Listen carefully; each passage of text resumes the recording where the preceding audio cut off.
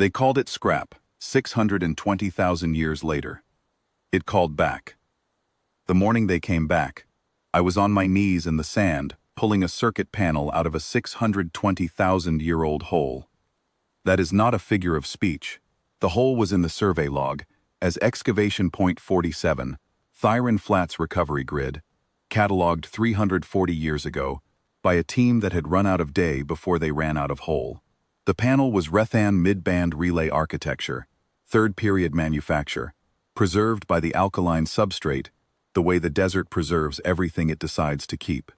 I had been working it loose for 20 minutes, careful not to crack the housing, because cracked housings go to the materials lab, and intact housings go to the restoration bench, and the restoration bench is what I do best. The alert came through my earpiece as a single tone, the Thyron Grid's contact signature, which I had heard 3 times in 40 years, and never once in a situation that turned out to be nothing. I set the panel down in the sand, gently. The Rethon scrap claimants announced themselves on the standard salvage rights frequency, which was either brazen or ignorant, and in my experience the two are usually the same thing. 11 vessels, mid-bulk class, registry codes that matched the outer Karath trading bands, which meant old money built on old theft, which meant they had been carrying that charter across 16 systems for a long time, and had never once had it tested. The broadcast was clean and formal. Citation of the Rethan Salvage Convention, Article 9, Paragraph 4. Claim of right over uncollected material in the Thyron Basin and surrounding survey zones. Request for surface access and inventory confirmation. I walked back to the station, brushed the sand off my knees. The grid's duty officer, a young woman named Essa, who had been on post for 2 years, and had the particular stillness of someone waiting for the thing she had been trained for, handed me the full broadcast transcript as I came through the door. I read it standing up. Rethon Salvage Convention, Article 9, Paragraph 4. Yes. Clause covering uncollected material abandoned in a non-sovereign survey zone. Yes. The charter number itself, which dated to approximately 590,000 years before the date on my morning coffee. Yes. Response? Essa asked. Not yet, I said. Let them wait. Waiting is free. Here is what the Rethan left in the Thyron Basin 620,000 years ago. They came as strippers, not conquerors. The distinction mattered to them, and still matters in their charter law. Conquerors claim sovereignty. Strippers file salvage rights, collect the material, and depart. They had assessed Earth's surface technology as recoverable grade scrap, mid-useful, worth the transport cost, not worth the administration overhead of holding the world. So they stripped what they could reach in 11 days, loaded it into bulk carriers, and left the rest in the sand for someone else's problem. What they left in the sand, approximately 14,000 metric tons of hull plating too degraded to load, 17 relay stations too damaged to transport, 412 secondary emitter nodes in various states of functional collapse, 12 primary conductor arrays, 2 of which were still drawing power from their own geothermal taps when our teams found them 30,000 years later. And, in excavation point 47, 1 mid-band relay panel that had somehow survived 6 centuries underground without cracking its housing. Our people catalogued every fragment. Then they studied it. Then they built with it. The Thyron reclamation grid took 180,000 years to reach its first operational phase. It took another 220,000 years to reach what the engineering logs called full productive capacity, which was a modest way of saying that the 300-kilometer active defense array now running across the Thyron Basin was the largest installation of Rethanon-derived technology anywhere in known space, including Rethanon space. Every emitter on the grid ran on reverse-engineered Rethan mid-band relay architecture. Every conductor array was built to Rethan third-period spec, optimized by 400,000 years of iterative refinement. The grid understood Rethan emission frequencies the way a locksmith understands locks, not as a user, but as the person who designed the tumblers. The Rethan Salvage Convention, Article 9, Paragraph 4, had a clause the charter carriers had apparently not read recently. Material in continuous active productive use for a period exceeding 500,000 years ceased to qualify as uncollected salvage and reverted to the sovereign productive infrastructure of the occupying civilization, with all charter rights extinguished. The grid had been in continuous active use for 520,000 years. I had a copy of the clause in the station's legal archive.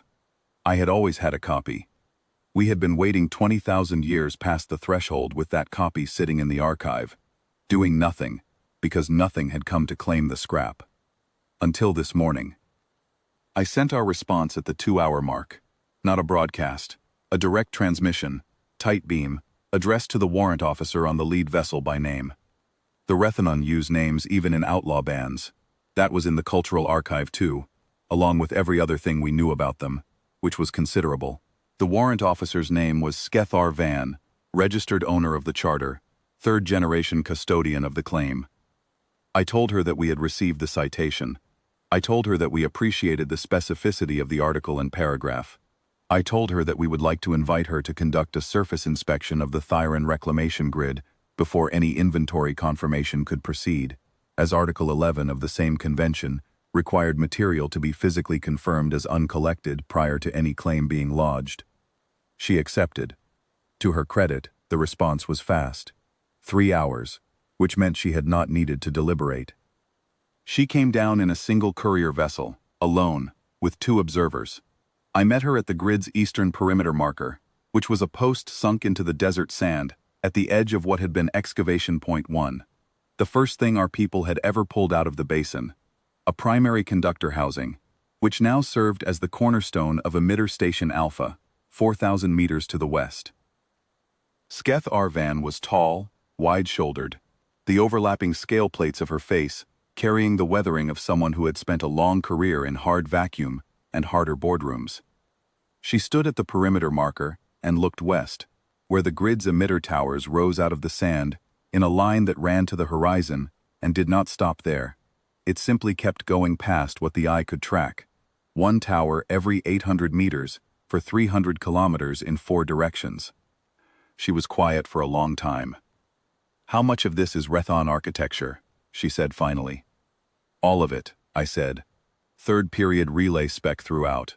We updated the tolerances significantly. The original emitters were running at about 60% of their rated output ceiling. Ours run at 340%. One of her observers made a sound. I did not look at him. "You improved the yield by a factor of 5.5, I said. "Roughly. The geothermal tap integration was the main bottleneck. Once we solved that, the rest followed. It took about 80,000 years to work out the tap architecture. The last 320,000 years have mostly been refinement." Skethor Van looked at the nearest emitter tower for a long time. It was 200 meters tall, heat-shielded, running a slow idle pulse that was visible to the naked eye as a faint blue-white oscillation in the air around its crown. The idle pulse, I did not tell her, was also a targeting calibration cycle. The grid ran calibration continuously. It had been running calibration for 520,000 years. It was very well calibrated.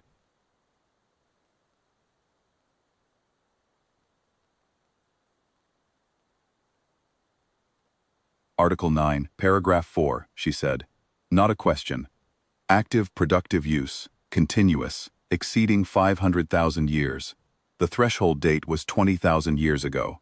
The grid's operational log runs unbroken from construction to this morning. I have the full archive on file if you want to verify the continuity. She did not want to verify the continuity. I could see she had already done the arithmetic in her head, and the arithmetic was not producing a result she liked. "The charter," she began, "is extinguished under Article 11, Clause 7, I said, which I am sure you already know, given that you cited Article 9 from memory in your broadcast. I have a formal nullification filing prepared. It requires your counter-signature. That's convention requirement, not mine." The desert was quiet. Wind off the basin, carrying the fine alkaline sand that had preserved 14,000 metric tons of Rethon hardware for 620,000 years in near-perfect condition. The sun was high and pale over the grid's towers, and the calibration pulse moved from crown to crown in the slow, methodical way it always did, which was the way of something that had been doing the same job for longer than most civilizations had existed, and had no opinion about continuing to do it indefinitely. Skethor Van signed the nullification filing. She did not speak again before she left. That was fine. I did not need her to. I filed the completed documentation with the planetary registry at 1400 hours. The grid logged it automatically, as it logged everything: the charter, the contact, the surface inspection, the nullification, the departure of 11 vessels from the Thyran survey zone on a heading that did not include Earth. Then I went back to excavation point 47. The panel was where I had left it, half out of the sand, housing intact. I finished working it loose, careful as before, and carried it back to the station on foot. It was heavier than it looked, which they always are. I set it on the restoration bench and turned on the lamp and looked at it for a while. Third period Rethon relay architecture, mid-band spec. 620,000 years in the ground, and the housing had not cracked. I picked up my tools. There is always more work to do.